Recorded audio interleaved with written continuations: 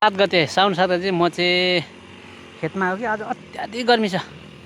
यहाँ माछाहरू पनि पुरै यो गर्मीले गर्दा मरेको देखाउँछु है म तपाईँहरू ल।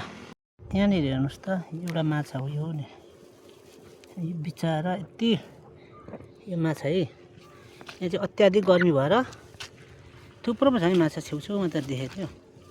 यहाँ पनि हेर्नु है, यो माछा धेरै मर्ने रहेछ। यहाँ हेर्नुहोस् है ल, यहाँ यसरी मरिरहेको छ क्या माछा नि।